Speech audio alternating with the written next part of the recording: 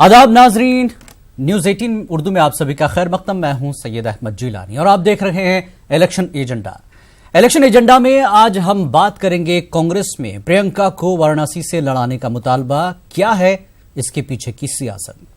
जहां लोकसभा इंतखाबात के मरहले जैसे जैसे आगे बढ़ रहे हैं, वैसे वैसे कांग्रेस पार्टी में प्रियंका गांधी को चुनावी मैदान में उतारने की मांग बढ़ रही है। प्रयागराज और अयोध्या की कांग्रेस यूनिट ने पार्टी आलाकमान से प्रियंका को यहां से चुनाव लड़ाने की अपील की है। कांग्रेस के कई लीडर चाहते हैं कि प्रियंका वाराणसी से वजीर आजम के मुकाबले चुनाव लड़े। इसके अलावा पूरे उत्तर प्रदेश के मुख्तलिफ इलाकों से प्रियंका को चुनाव लड़ने की पेशकश की जा रही है, लेकिन वो अभी तक सस्पेंस बनाए हुए हैं। कांग्रेस के रहनुमाओं का दावा है कि इंतखाबात के दौरान मुहिम चलाने और मुकाबला करने के लिए हर गुजरते दिन के साथ प्रियंका की मकबूलियत में इजाफा ही हो रहा है। यही वजह है कि पार्टी के वाराणसी यूनिट ने मशरक़ी यूपी की कलीदी नशिस्त से इन्हें मैदान में उतारने की पार्टी क़यादत को तजवीज़ पेश की है। मुहिम के दौरान 28 मार्च को जब कांग्रेस कारकुनान ने प्रियंका से रायबरेली या अमेठी से चुनाव लड़ने की मांग की, तो प्रियंका ने अपने अंदाज में जवाब दिया कि वाराणसी क्यों नहीं। इसके अलावा इलाहाबाद कांग्रेस यूनिट ने पार्टी आलाकमान से प्रियंका को गांधी खानदान की रिवायती सीट फूलपुर से चुनाव लड़ाने की अपील की, जहां से मुल्क के पहले वजीर आजम जवाहरलाल नेहरू ने इंतखाब लड़ा और जीत हासिल की थी। प्रियंका को चुनाव लड़ाने की कांग्रेस पार्टी में चल रही कोशिशों पर यूपी के नायब वजीर आला केशव प्रसाद मौर्य ने कहा कि वो प्रियंका की मुहिम का जायजा ले रहे हैं, जबकि यूपी के वजीर मोहसिन रजा ने प्रियंका के लिए कहा था कि वो एक मौसमी परिंदे की तरह है जो इंतखाबात के बाद गायब हो जाएंगी। सवाल यह है कि क्या प्रियंका वजीर आजम को टक्कर दे पाएंगी या बार बार मुतालबा करके कांग्रेस अपने नंबर बढ़ाना चाहती है। और अगर प्रियंका को कांग्रेस वाराणसी से उतार भी दे तो क्या होगा, क्या है इसके पीछे की सियासत, इसको समझने की आज हम कोशिश करेंगे, क्योंकि उत्तर प्रदेश एक ऐसी बड़ी रियासत जिसका रास्ता सीधे दिल्ली जाता है। इसी वजह से 2014 के इंतखाबात को हम नजर डालें तो वजीर आजम नरेंद्र मोदी ने उत्तर प्रदेश को चुना और उसमें वाराणसी को चुना। हालांकि वो गुजरात से भी उन्होंने एक सीट पर इंतखाब लड़ा। दोनों जगह से वजीर आजम नरेंद्र मोदी ने कामयाबी हासिल की। और कांग्रेस की हालत जिस तरह से 2014 से लगातार मुख्तलिफ रियासतों में पिट रही थी कांग्रेस, उसको देखते हुए राहुल गांधी, सोनिया गांधी, एक तरह से जो कांग्रेस का कहा जाता है कि प्रियंका एक आखिरी पत्ता है, उसको इस बार यानी 2019 के लोकसभा इलेक्शन में इस्तेमाल कर रही है।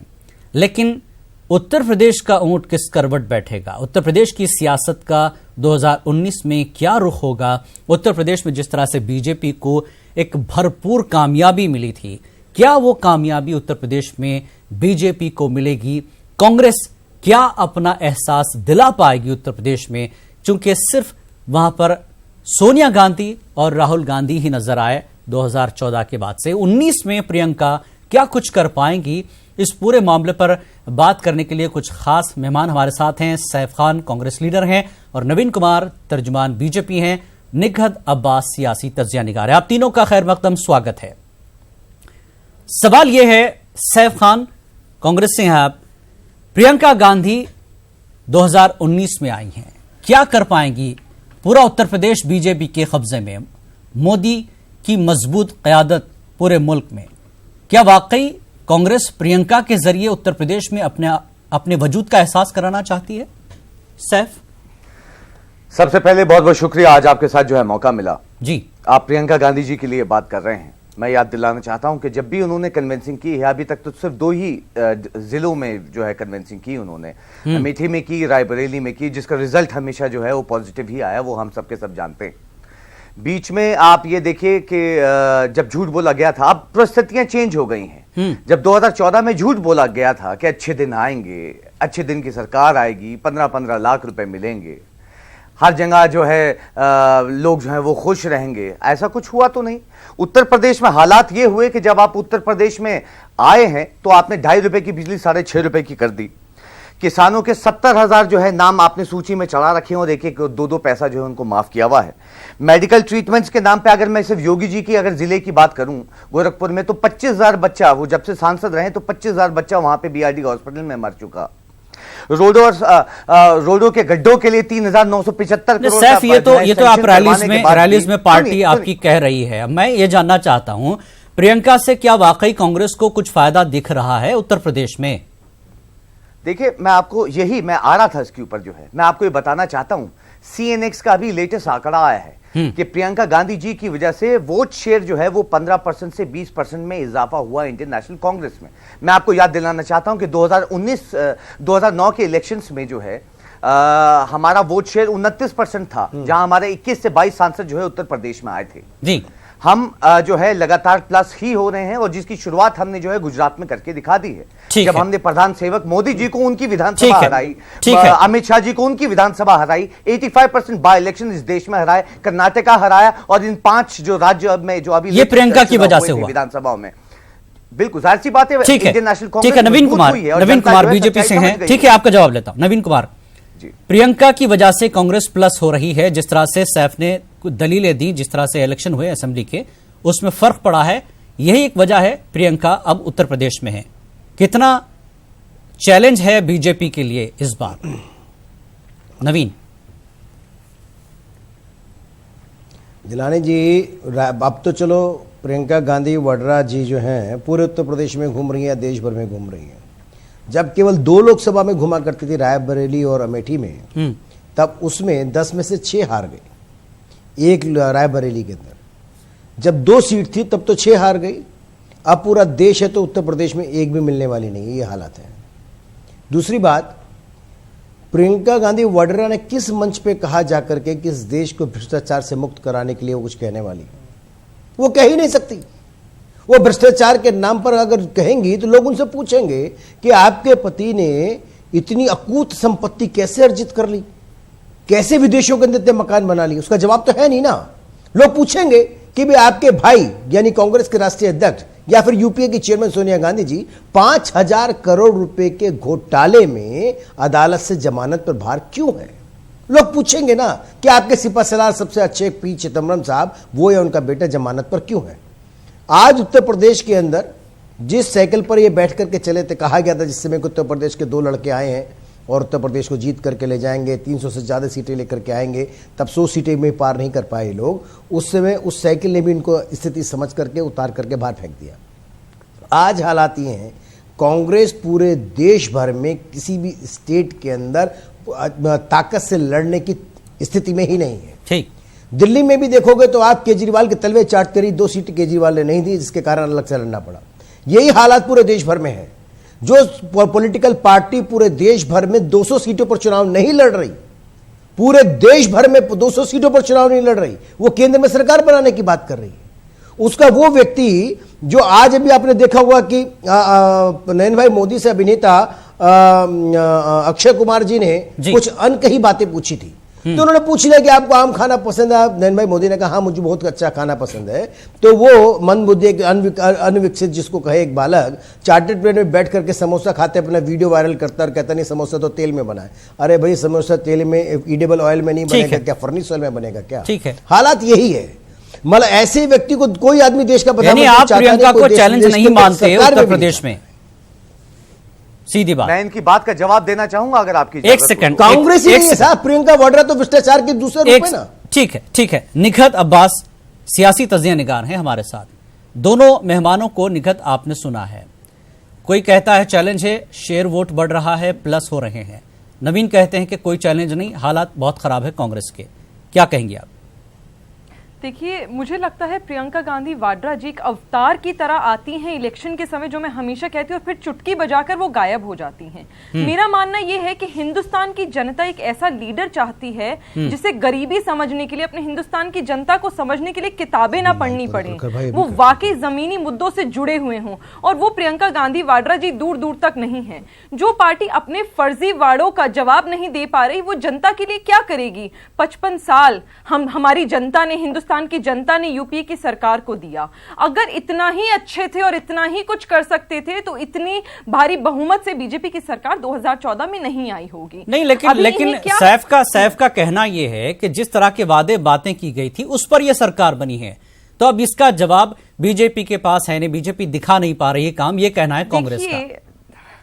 देखिए, कांग्रेस को तो जाहिर सी बात है कुछ ना कुछ कटाक्ष करना है तो कहना है, लेकिन अगर ये वादों की बात करना चाहते हैं तो मुझे मैं पूछना चाहूंगी सैफ भाई से कि किस वादे की ये बात कर रहे हैं जो पूरे नहीं हुए। मेरा मानना यह है कि 55 साल में अगर कांग्रेस सरकार का हक बनता था, फर्ज बनता था 100% काम करना, तो सिर्फ और सिर्फ 40% काम हुआ है। जबकि अगर मैं एनडीए की बात करूं तो करीबन 95% काम हुआ है। मैं मानती हूं 5% नहीं हुआ, क्योंकि 5 साल, माफ कीजिएगा, पर जो यूपीए के कुकर्म थे वही साफ करने में एनडीए को वक्त लग गया, वही जाया हो गया वक्त। उस वजह से बहुत कुछ काम है जो मैं मानती हूं नहीं हुए, पर यह कहना कि उन्होंने कुछ नहीं करा, कोई वादा नहीं पूरा करा, तो देखिए ये सरासर गलत होगा। कांग्रेस पार्टी ने शुरू से हिंदुस्तान की जनता को गुमराह करने का काम करा है। 2014 में बीजेपी आई, पर अब मेरा मानना है विकास पे चुनाव लड़ा जा रहा है और विकास की वजह से ही मोदी सरकार फिर से वापस पुकारा जा रहा है। मौका चाहूंगा जी सैफ, अब दोनों का जवाब आपके पास, आप मौका दीजिएगा दोनों का जवाब।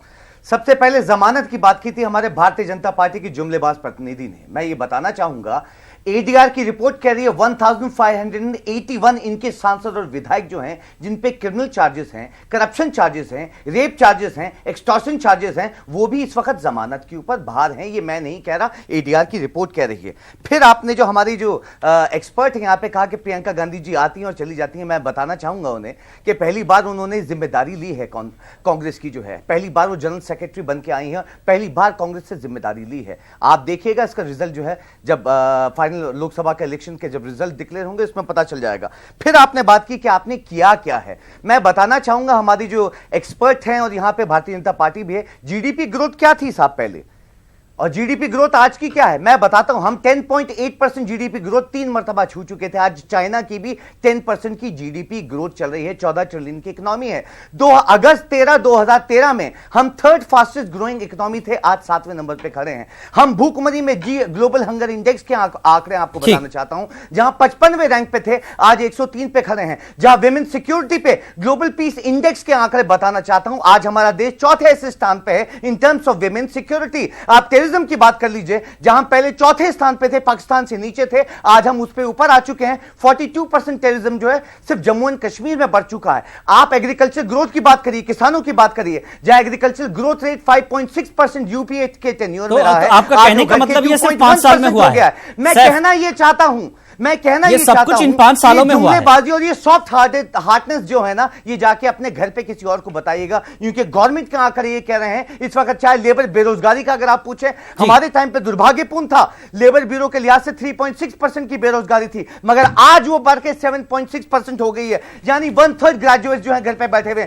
11% पॉपुलेशन बेरोजगार है, 12 करोड़ यूथ बेरोजगार है, 550 नौकरियां दिन की खराब हो रही है। नीति आयोग कह रहा है 7 मिलियन लोग बेरोजगार हैं, टाइम्स ऑफ इंडिया कह रहा है 31 मिलियन लोग बेरोजगार हैं, और आप बात करते हैं विकास। विकास मुझे बताइए, जहां पे आपने कई सवाल उठा दिए, हमने विकास जो है, नवीन कुमार जवाब देंगे आपका। जी नवीन, आपने जो इल्जाम लगाए थे पलट कर वो आप ही पर आ रहे हैं। जिलानी भाई ठीक है, सैफ मैं जिलानी जी एक बात कहना चाहता हूं। सैफ आपका जवाब देंगे नवीन कुमार। जी नवीन कुमार, अब या तो म्यूट करें या सुने वो। बिल्कुल नवीन कुमार, हाँ बताएं। मेरा ये कहना है जिलानी जी कि टीवी पर आंकड़े सुनना बड़ा अच्छा लगता है, लेकिन आंकड़े सच होने चाहिए। आप जीडीपी के बारे में जानते हैं, लेकिन जीडीपी पहले नवीन को जवाब देने दीजिए। कितनी बड़ी, आपके पास कौन से आंकड़े हैं, कौन सी गवर्नमेंट के विभाग से लेके आए, प्लीज मुझे बताइएगा। मुझे 10.4 समित बता सकता हूं जो आंकड़े गवर्नमेंट के सरकारी आंकड़े हैं, जो सरकार की हमारे देश में। सुनो ना, क्यों बीच में आ रही है उनकी तरफ? अगर आप हिम्मत है तो सुनने की, तो राहुल गांधी की तरह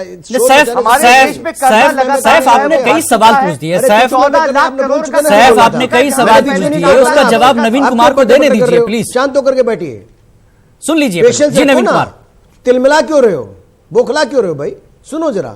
हाँ बताइए ना। मेरा एक कहना, आंकड़े बोलने टीवी बहुत अच्छे लगते हैं। गवर्नमेंट के आंकड़े हैं। रुकिए सैफ, रुकिए सुनिए सैफ, सुनिए नवीन कुमार बता रहे हैं। लेकिन जब ये आंकड़े बताते जीडीपी 7.45 थी, 4 थी, तब कहां थी 10.5 और कब थी और किस दशक में रही है? मैं छोड़ दीजिए ईयर, दशक 2018, 2006 लगातार झूठ बोल रहा है। 57 जब आप छोड़ देंगे 7.4, उसके बाद विमुद्रीकरण के, अरे सुनो भाई, विमुद्रीकरण के बाद कम हुई, लेकिन वो लगातार फास्ट ग्रोइंग, पहली बार आजादी के बाद बढ़ती हुई हमारी जीडीपी ग्रोथ आज 8.67% से भी ऊपर बढ़ रही है, और आने वाले समय में केवल अभी का है, इसी ड्यूरिंग इलेक्शन हमारी जीडीपी ग्रोथ 9 के नजदीक है।